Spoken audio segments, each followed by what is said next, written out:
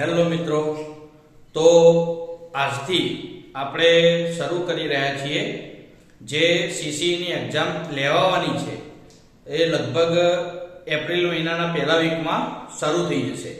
તો એ એક્ઝામને ધ્યાનમાં લઈ આપણે હવે દરરોજ 20 પ્રશ્નોનું સરળ રીતે સોલ્યુશન કરીશું.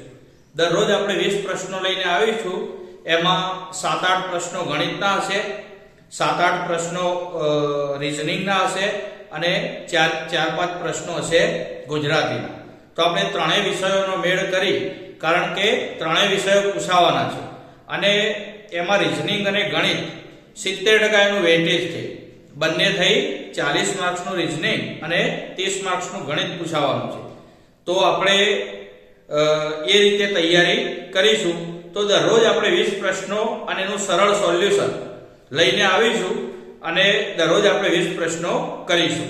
તો આપણે એ પ્રશ્નોની શરૂઆત કરી દઈશું, કારણ કે ટાઈમ અતિ મહત્વનો છે.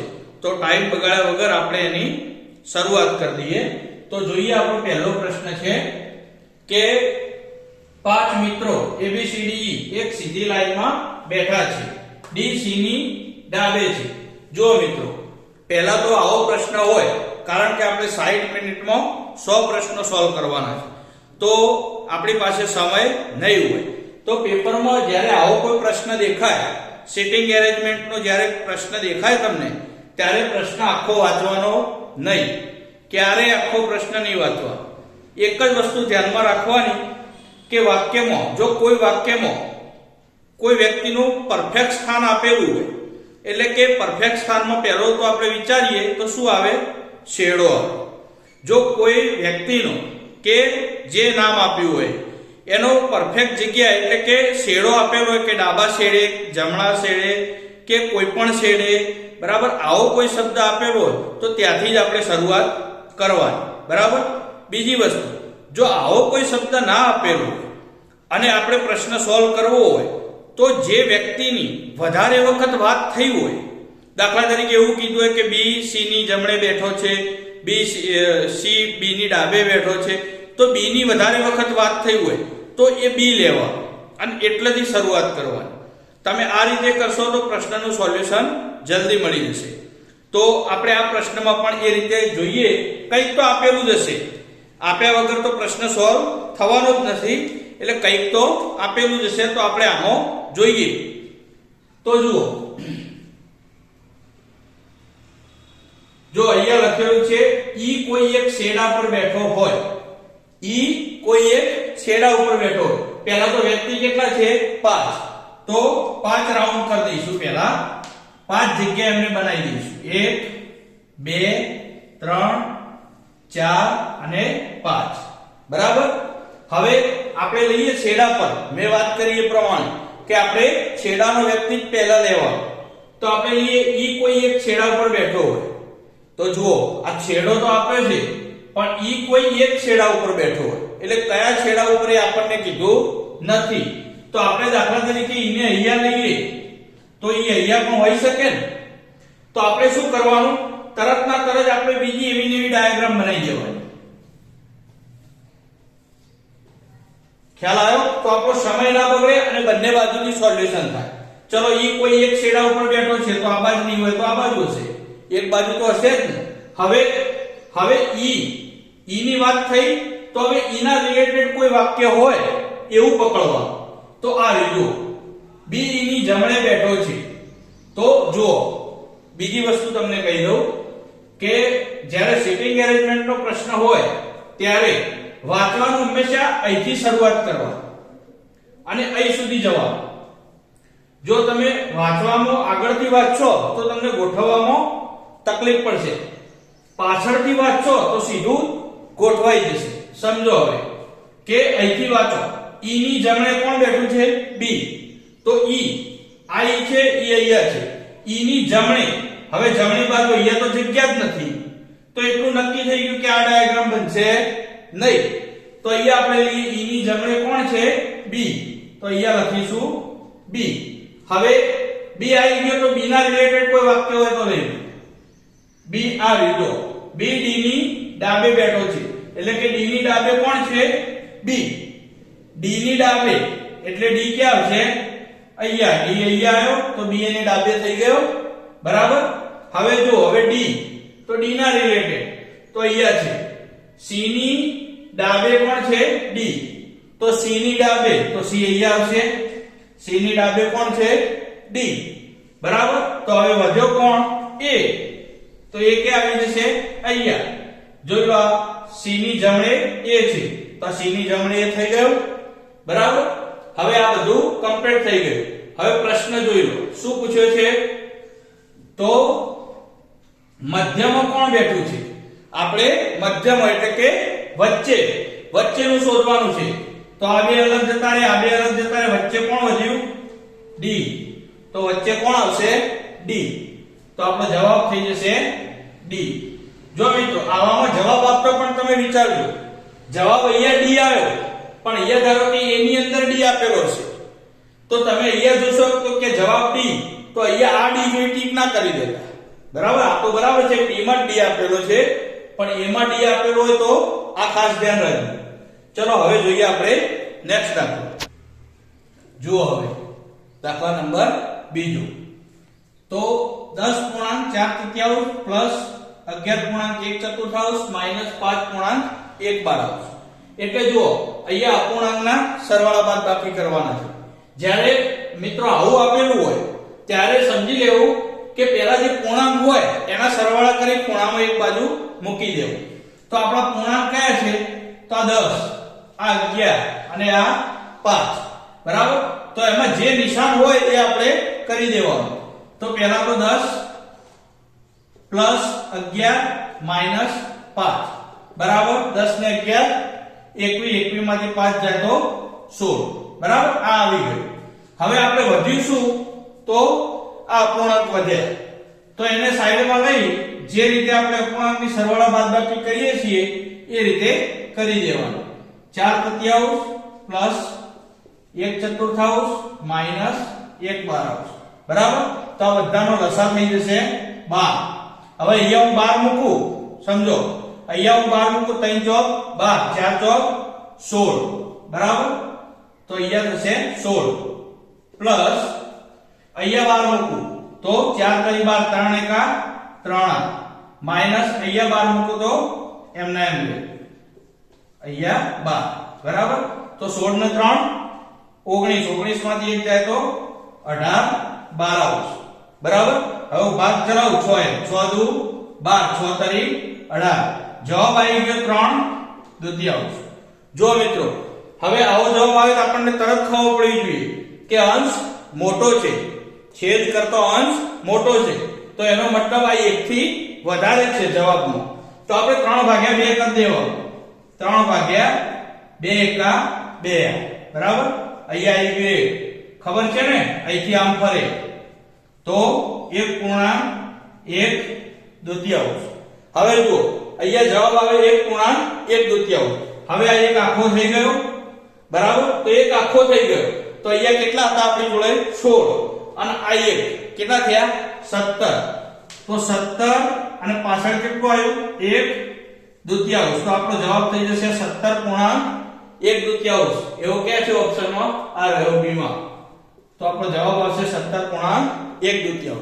હવે જોઈએ આપણે નેક્સ્ટ. જો મિત્રો આ છે નંબર સિરીઝનો દાખલો 5 15 35 75 155. હવે આપણે જોઈએ તો આ બધી સંખ્યાઓ આપણને એવી લાગે છે કે ડબલ થી વધારે છે. કેવી છે, ડબલ થી વધારે બરાબર. તો આ ગેપ થી પણ સોલ્વ થઈ જશે. તો પહેલા આપણે ગેપ લઈ જોઈએ. તો સંખ્યા લખીએ 5 15 35 75 અને 155. અહીંયાથી એનો ગેપ જોઈએ તો 5 ને 10 15, 15 થી 35 એટલે 15 ને 20 35. અહીંયાથી અહીંયા જોઈએ 35 થી 75 તો 35 ને 40 75. હવે મિત્રો જુઓ નંબર સિરીઝમાં આ રીતે તમે 3 વાર જોઈ લો તો સમજી લેવાનું કે સિરીઝ આગળ એ જ પ્રમાણે ચાલતી હશે. તો પછી અહીંયા આંકડા આપેલા બધાનું કરવા જવાનું નહીં, ફક્ત હવે જે પ્રશ્ન હોય સીધું ત્યાં જતું રહેવાનું. તો અહીંયા ડાયરેક્ટ ચેક નહીં કરવાનું, લખી દેવાનું 10 20 ડબલ થાય છે. 10 નો તફાવત આવ્યો, અહીંયા 20 નો આવ્યો, અહીંયા 40 નો આવ્યો, તો અહીંયા 80 નો જશે. તો અહીંયા કેટલો આવશે? 160 નો. 155 માં 160 ઉમેરું તો કેટલા થઈ જાય? 5 1 3 315. તો આપણો જવાબ આવી જશે 315. બરાબર. હવે જુઓ આ સિરીઝ જોયું, આ હું કરતો હતો એટલે મને ખ્યાલ આવી ગયો કે આ બીજી રીતે પણ સોલ્વ થઈ શકે. કઈ રીતે? તો જુઓ અહીંયા 5 થી 15 જવું હોય તો હું ગુણ્યા 2 કરું વત્તા 5 કરું તો 5 દુ 10, 10 વત્તા 5 એટલે 15 થઈ જાય. એ જ રીતે 15 ગુણ્યા 2 કરું એટલે 30, 30 વત્તા 5 35 થઈ ગયા. હવે 35 ગુણ્યા 2 કરું તો 70, 35 ગુણ્યા 2 એટલે 70 વત્તા 5 એટલે 75, 75 દુ 150, 150 વત્તા 5 એટલે 155. એ રીતે 155 દુ 310 વત્તા 5 એટલે કેટલા થાય? 315. તો આ રીતે પણ આ સિરીઝ સોલ્વ થઈ શકે. તો આપણો જવાબ આવી જશે અહીંયા 315. હવે જોઈએ આપણે આગળ. જો મિત્રો હવે છે ગુજરાતીનો પ્રશ્ન છે સમાસ ઓળખાવો. પ્રધાનમંત્રી, પ્રધાનમંત્રી તો શું થાય? એનો વિગ્રહ કરીએ તો પ્રધાનમંત્રી, પ્રધાન એવા મંત્રી નો વિગ્રહ કરીએ તો શું થાય? પ્રધાન એવા મંત્રી. કેવા? પ્રધાન એવા મંત્રી. એટલે એવા શબ્દથી વિગ્રહ થયો એટલે કયો સમાસ બનશે? તો આપણને ખબર છે કર્મધારય. કયો સમાસ બને? કર્મધારય. વચ્ચે વિગ્રહ કરતા એવા ને, મહાન એવા દેવ, આપણે મહાદેવ તો મહાન એવા દેવ, તો પ્રધાનમંત્રી તો પ્રધાન એવા મંત્રી. બરાબર. તો કયો સમાસ બનશે? કર્મધારય. હવે જોઈએ આપણે આગળ. જો મિત્રો હવે આગળનો દાખલો છે નીચેનામાંથી કઈ સંખ્યા પૂર્ણ વર્ગ ન હોઈ શકે. જો આમાં એક વસ્તુ પરફેક્ટ છે અને આ એક ફિક્સ વસ્તુ છે. તમે એક જ વખત જાણી લેશો તો તમને ખ્યાલ આવી જશે. જો મિત્રો પરફેક્ટ કોઈ સંખ્યા આપેલી હોય, બરાબર, તો એ પૂર્ણ વર્ગ છે એવું નક્કી ના કરી શકાય. બરાબર. કારણ કે કોઈ બી સંખ્યા, દાખલા તરીકે આ સંખ્યા છે તો પૂર્ણ વર્ગ છે એવું આપણે નક્કી કહી શકીએ નહીં. હા, એવું કહી શકીએ કે હોઈ શકે, હોઈ શકે, એના રૂલ્સ રેગ્યુલેશન છે કહેવાના, પરંતુ પરફેક્ટ ના કહી શકાય કે આ છે જ એવું. સમજ્યા?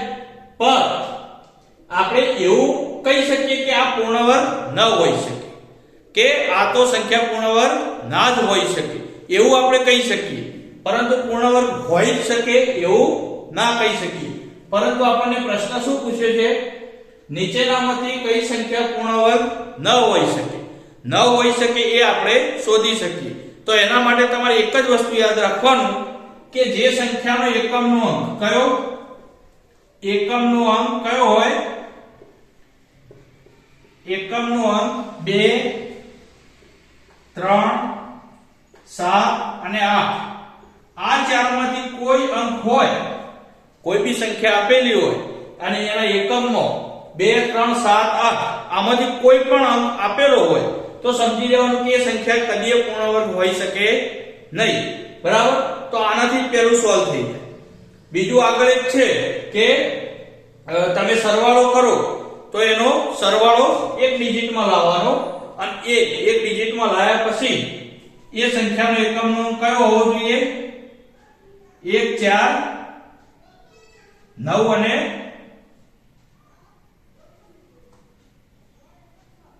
7 કયો હોવો જોઈએ? 1947. એટલે 1, 4, 9 અને 7. બરાબર. આ અંક હોય સરવાળો કરતો. દાખલા તરીકે આનો સરવાળો કરીએ 3 ને 2 5 ને 7 12 ને 6 18 ને 19 તો 19 નો સરવાળો કરીએ 9 ને 1 10. બરાબર. આનો સરવાળો કરીએ તો 1. તો આનો એકમનો અંક 1 છે. એટલે આ પૂર્ણ વર્ગ હોઈ શકે છે એવું નહીં, હોઈ શકે એવું આપણે કહી શકીએ. બરાબર. તો એ રીતે તમે આ બધી સંખ્યાઓને કરી શકો. પરંતુ હું એવું કહું છું કે પહેલા આપણે આ ચેક કરવા કે જો એનો એકમનો અંક 2 3 7 8 હોય તો સમજી લેવાનું કે પૂર્ણ વર્ગ ના જ હોય. તો આપણે જોઈએ તો આનો એકમનો અંક આમાંથી નથી 7 હા 7 છે. તો આ સંખ્યા કદી પૂર્ણ વર્ગ હોઈ શકે નહીં. તો આપણને એક પૂછ્યું છે પૂર્ણ વર્ગ ન હોઈ શકે, તો આપણો જવાબ થઈ જશે 42437 ઓપ્શન સી. હવે જોઈએ નેક્સ્ટ દાખલો. જો મિત્રો હવે આવો કોઈ પ્રશ્ન આપેલો બરાબર કે ચોરસમાં આપેલું હોય કે વર્તુળમાં આપેલું હોય અને અંદર કોઈ સંખ્યાઓ હોય, તો મિત્રો આવો પ્રશ્ન જ્યારે આપેલો હોય ત્યારે હંમેશા પહેલા સામસામેની બાજુ ચેક કરવાની કે કોઈ સંબંધ દર્શાવે છે. જો સામસામે સંબંધ દર્શાવતો હોય તો આપણને કંઈક જાણવા મળશે. તો અહીંયા આપણે જોઈએ 1 અને 24 કોઈ સંબંધ થાય ના, 1 અને અહીંયા 120 કોઈ સંબંધ ના થાય. તો સમજી લેવાનું સામસામે કંઈ થાય એમ નથી. તો પછી આપણે જોવાનું કે આમાં ગુણાકાર થાય છે, સરવાળો થાય છે, વર્ગ થતો હશે, ઘન થતો હશે, કોઈ પણ વસ્તુ બની શકે. તો અહીંયા 1 છે, અહીંયા 1 છે, તો શું થાય? તો એમાં ખબર પડે નહીં. પરંતુ અહીંયા આપણે જઈએ તો અહીંયા ખબર પડે કે 2 થી 6 આવ્યા છે, તો એનો મતલબ ગુણ્યા 3 થયું હશે. તો 2 ગુણ્યા 3 કરીએ તો 6 થાય. તો હવે અહીંયા જોઈએ તો 1 ગુણ્યા 2 કરીએ તો અહીંયા 2 આવે બરાબર. તો 1 ગુણ્યા 2 બરાબર 2 આયા, 2 ગુણ્યા 3 બરાબર 6 આવ્યા. હવે 6 ગુણ્યા 4 કરું તો અહીંયા 24 આવી જાય. તો મને એટલી ખબર પડી તો અહીંયા 1 ગુણ્યા 1 બરાબર 1. ખ્યાલ આવ્યો? તો 1 એકા 1 દુ બરાબર.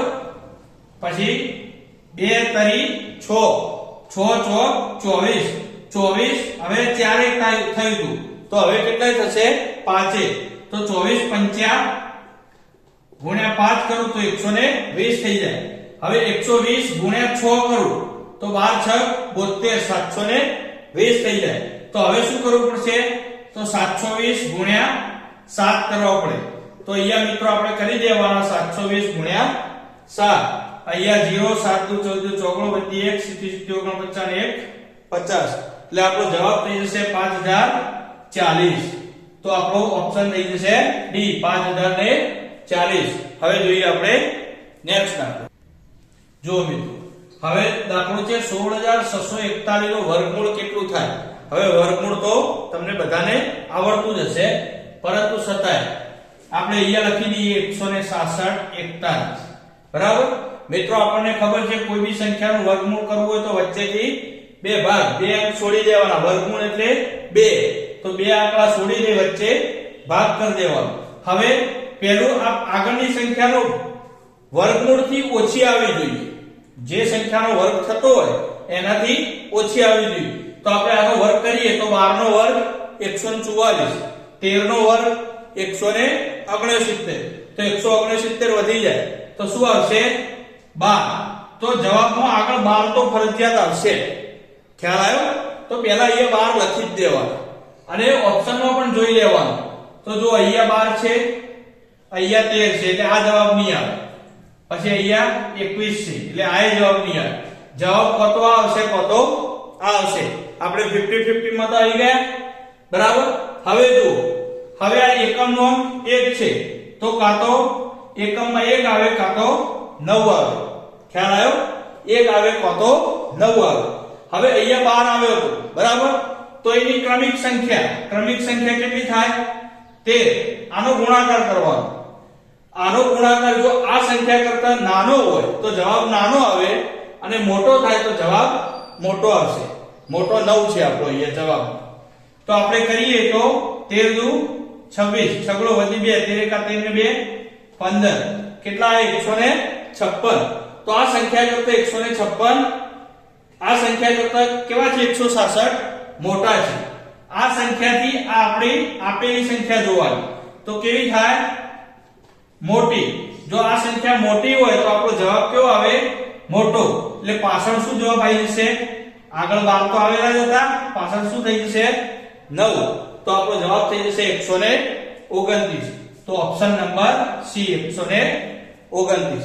હવે જોઈએ આપણે નેક્સ્ટ જુઓ મિત્રો, આવા પ્રશ્નમાં જ્યારે વિધાન અને તારણ આપેલું હોય અને એના ઉપરથી આપણે જવાબ આપવાનો હોય તો એક વસ્તુ ધ્યાનમાં રાખવાનું, જેવું કીધું છે એવું જ કરવાનું. આપણે ઘરનું કોઈ લોજિક વાપરવાનું નહીં કે આમ ના થાય આમ થાય. જેમ કીધું છે એમ આ જ સનાતન સત્ય છે એવું સમજી આપણે એ જ પ્રમાણે કરવા તો જ જવાબ આવશે, નહીતર આવે નહીં. બીજી વસ્તુ કે જ્યારે બધી શબ્દ આપ્યો હોય અથવા બધા શબ્દ આપ્યો હોય કે બધી ઇમારતો રસ્તાઓ છે, જ્યારે બધા શબ્દ આપ્યો હોય ત્યારે પાછળનો શબ્દ રહ્યો એની પાછળ આપણે મનમાં ની અંદર આવો શબ્દ મગજમાં આવવો જોઈએ. આપણને એવો શબ્દ મગજમાં આવવો જોઈએ. દાખલા તરીકે આ વાંચવું હોય તો કઈ રીતે વાંચવાનું? બધી ઇમારતો રસ્તાઓની અંદર છે. આ રીતે વાંચશો તો તમને સરળ પડશે. બરાબર? જ્યારે બધી આપ્યું હોય બધા આપ્યું હોય ત્યારે કેટલાક આપ્યું હોય તો સમજી લેવાનું અંદર આવે નહીં. કેટલાક એટલે એનો થોડો ભાગ અંદર આવે, આખું અંદર આવે નહીં. તો આપણે ડાયાગ્રામ બનાવીએ. બધી ઇમારતો રસ્તાઓ છે એટલે પહેલા તો ઇમારત દોરીએ. આ ઇમારત તો બધી ઇમારતો રસ્તાઓની અંદર છે તો આવું થઈ ગયું, રસ્તા થઈ ગયા. આ આપણા રસ્તા થઈ ગયા. હવે જુઓ, તમામ રસ્તાઓ ટ્રકો છે તો હવે વાંચો, તમામ એટલે બધા થયું. તો બધા રસ્તાઓ ટ્રકોની અંદર છે તો રસ્તા છે તો બધા રસ્તા શેની અંદર આવશે? આ ટ્રક.